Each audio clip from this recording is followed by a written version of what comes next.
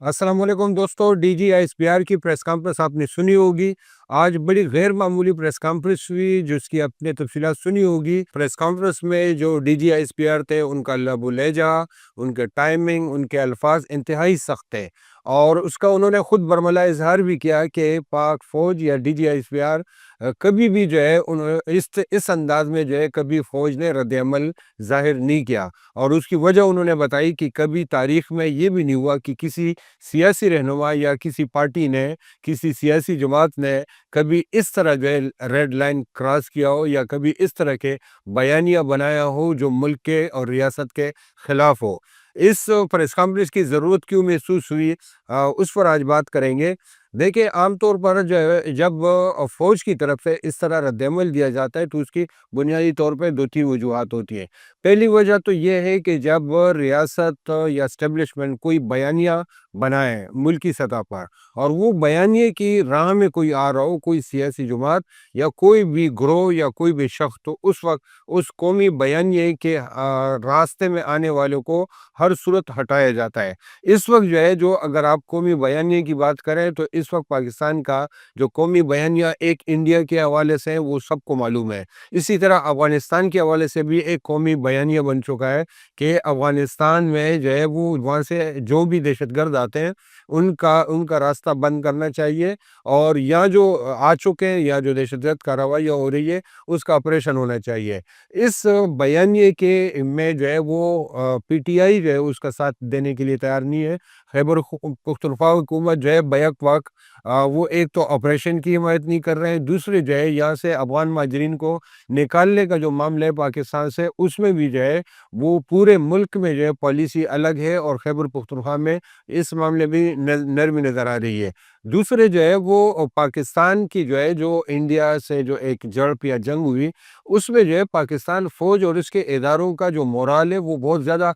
High हुआ है और अब इंडिया से अभी भी जो है मामला चल रहे हैं, कशीदगी अभी भी ख़त्म नहीं हुई और वहाँ से सिंदूर 2 की बात की जा रही है, यहाँ से भी ज़ाहिर है कि उस तरह के जवाबात आते हैं, यानी अभी भी ख़तरात मौजूद हैं। लेकिन उस ख़तरात के को देखते हुए ज़ाहिर है कि फ़ौज को जो है उसकी ज़रूरत है कि फ़ौज की जो है वो कौम की तरफ से मोरल बुलंद हो। लेकिन उसके बरक्स जो है PTI के पाकिस्तान के अंदर, पाकिस्तान के बाहर मुख्तलिफ जो सोशल मीडिया हैंडल्स हैं, उसमें जो है उनके खिलाफ कैंपेन की जा रही है और उसमें जो है वो कई अफ़गानिस्तान, इंडिया और बैरून मुल्क जो दूसरे लोग बैठे हुए हैं, वो भी जो है इन इस बयानिया या ये जो बयानिया है या जो इस तरह की कैंपेन है, उसमें भरपूर साथ दे रहे हैं। इस कैंपेन से भी जो है वहाँ फ़ौज के जो इदारे हैं, उनको जो है वो शदीद जो है इस वक़्त मुश्किलात का सामना करना पड़ रहा है। इसी तरह जो है वो इस वक़्त जो आर्मी चीफ़ है, जो फील्ड मार्शल बन चुके हैं और इसी तरह जो है वो चीफ ऑफ डिफेंस फोर्सेस बन चुके हैं, उनकी जो है अपनी जो एक हैसियत है उसके इंटरनेशनली अमेरिका में या सऊदी अरब में जिस तरीके से मुआहदे हुए हैं, उसकी जो है वो एक शख्सियत जो है वो दिन ब दिन जो है वो ग्रो हो रही है और लेकिन उस पाकिस्तान के अंदर भी जो है उसकी पॉपुलैरिटी बढ़ी है। लेकिन इस पॉपुलैरिटी की राह में जो है अगर कोई रोड़े अटका रहा है तो वो तहरीक इंसाफ है। तो ये ओवरऑल जो है वो तहरीक इंसाफ जो है ये वो जो कौमी बयानिया है और कौमी मामलात हैं, उसमें जो है वो रुकावट बन रहा है, जिसकी वजह से आज इस हद तक सख्त रद्द-ए-अमल दिया गया। इसी तरह जो है इमरान खान के जो ट्विटर जो है, वो एक्स जो उनका अकाउंट है, वो जो लोग फॉलो करते हैं, उन्होंने जो है वो पिछले 1-2 दिन के जो उनके ट्वीट देखे होंगे, उससे पहले भी इस तरह के सख्त ट्वीट आते रहे, लेकिन ये एक वक़्फ़े के बाद आए और इस वक़्फ़े के दौरान बहुत सारी चीज़ें ज़ाहिर है कि तब्दील भी हुई। जैसे कि महीने पहले या उससे पहले गंडापुर की हुकूमत थी, फिर बैरिस्टर सैफ था। ये वो लोग थे कि वो कहीं न कहीं जो है एस्टेब्लिशमेंट और पार्टी के अंदर के दरमियान बुरुज का किरदार अदा कर रहे थे। इस दौरान जो है वो ये 2 राब्ते जो है टूट चुके हैं और उसकी जगह पे जो वो नए वज़ीर सुहेल अफरीदी आ चुके हैं, वो राब्ते ख़त्म हो चुके हैं और इस दौरान मुलाकातें नहीं हो रही और मुलाकात हुई भी तो उस मुलाकात के बाद वही हुआ कि मुलाकात के बाद जो है वो फिर अगले दिन जो है वो ट्वीट आ गया बानी PTI का और उसमें वही अंदाज़ और उसमें वही अल्फाज और बड़े सख्त अल्फाज जो है इस्तेमाल किए गए और जो बयानिया मैंने आपसे ज़िक्र किया, उन सब बयानिया के ख़िलाफ़ चीज़ें उन्होंने अपने ट्वीट में بتائی۔ ایک تو جو ہے انہوں نے آرمی چیف کو جو ہے وہ ذہنی مریض قرار دیا اپنے ٹویٹ میں۔ اسی طرح جو ہے وہ پاک افغان پالیسی کے خلاف بات کی انہوں نے جو ہے وہ یہاں پر دہشت گردی کے خلاف جو پاکستان کا بیان ہے اس کے خلاف بات کی۔ تو اوور آل یہ انسانی حقوق کی بات کی۔ یہ اوور آل جو ہے یہ ساری چیزیں جو ہے وہ بڑی جو ہے وہ تکلیف دی اور شاکنگ بھی تھی۔ اس کے علاوہ ایک اور ایونٹ اس دوران ہوا کہ جب نوٹیفیکیشن کا معاملہ ہوا، نوٹیفیکیشن کس وجہ سے تاخیر کا شکار ہوا، اس دوران کئی جو ہے وہ سازشی تیوری بنتے رہے، کئی کیا سرائیاں چلتی رہی۔ اصل کیا ہوا وہ ہمیں نہیں پتا، لیکن بہرحال یہ جو ہے نوٹیفیکیشن لیٹ ہونے کا کوئی معاملہ تھا، جو بھی تھا، لیکن بہرحال وہ حل ہو چکا۔ اور اس نوٹیفیکیشن اس کے دوران ظاہر ہے کہ کچھ اندر پریشانیاں بے چینیاں وہ بھی رہی ہوں گی۔ پھر